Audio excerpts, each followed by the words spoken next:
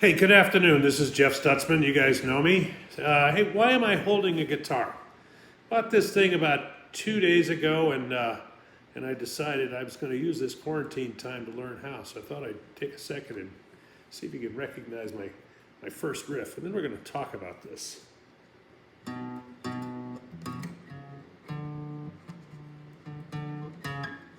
That was actually one of my better ones, but that was the beginning to Smoke on the Water for any other guys that are old time classic rockers like me.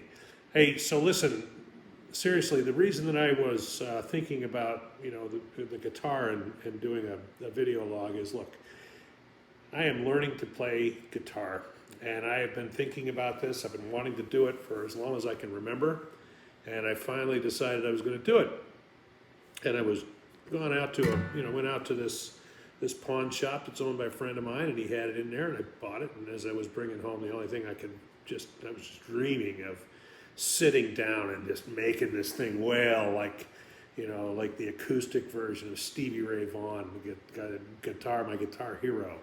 And when I sat down, I grabbed some YouTube videos, and I thought, well, I'm going to try to do this myself, and I'm not going to worry about finding lessons. So I went out and found some YouTube videos, and I learned how to tune my guitar, and then I started reading, and I thought, man, I'm not really getting instruction. I'm just trying to follow somebody here, and I'm going to form some bad habits that maybe I don't want to form because it's going to take me forever to break them. It's going to be harder. So I thought, you know what? Fender guitar. I've been getting videos from Fender for a long time, and so I downloaded the Fender, the Fender Play app, and I'm learning to use it through their video online service. They show me the fingering, and so I've got an expert group of people that are walking me through. And as bad as that riff was, it was my second day, and so I've practiced for maybe an hour and a half in 2 days, and so I think I'm doing okay.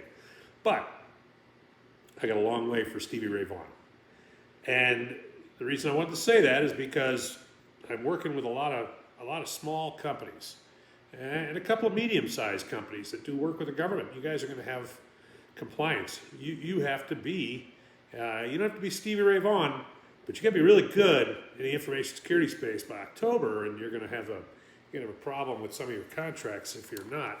And I'm not here to talk about that, but what I am here to tell you is you need a teacher and you need a guide.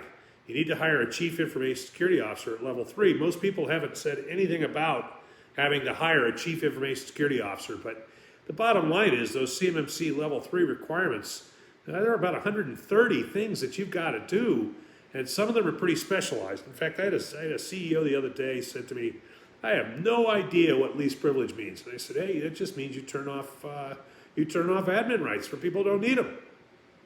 And he says, well, how am I supposed to know that? I said, you hire me.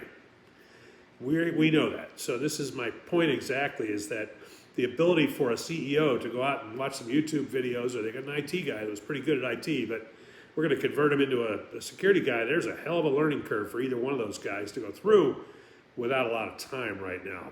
And so level 3 calls for a lot of different types of things. You've got to know access controls and authentication and encryption and all of those kinds of training things that we go through in our certification processes, right? I think all of those are domains that I've had in my CISSP training. And so what we've done is we've pulled together a group of CISSPs or other people that have both got the certification and have done the job at the management level, at the VP level, wherever. And we plug those guys into companies like yours to be your chief information security officer, to get you through that audit and then stick around afterwards to make sure. So, in my previous roles, and at that level, the information security officer, basically, if somebody wanted to put a box on a network or wanted to put a new app on a computer, they had to come to me with a network drawing and a system design and say, all right, well, this is where it's going to connect, and we would talk about the risks that were associated with doing something like that, and then they would have to go back into their architecture drawings and figure out how to mitigate the risks that we had talked about. And then once the thing was in, we had to go back and test it. And guess what? You've got to do those things for level 3 compliance. And it's not just that, right? So you've got to have user controls, you've got to have encryption, you've got to have data loss prevention, you've got to have all of your AV. It's got to be monitored. So there's a lot of stuff going on where you, as a small business CEO, And I am a small business CEO, so I understand the pressures here, but you as a small business CEO, you're wanting to operate your company. So take a CISO.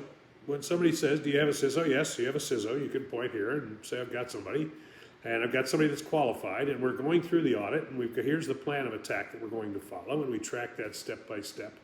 And then once it's over, we've got to still maintain those controls, but we have the availability of being able to do that. And so what's that cost you? Well, it's going to cost you $150, $120, $150, maybe more, maybe less, $1,000 to go hire a chief information security officer, bring them on and get you through the compliance. But then you really don't even know yet if that person has ever gone through this kind of thing.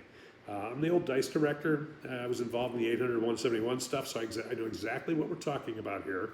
And I know who to call when we've got questions about what's going on. And you're going to you're going to rent some time as a virtual chief information security officer for a lot less money than you would pay to go out and hire one. So look, you're learning.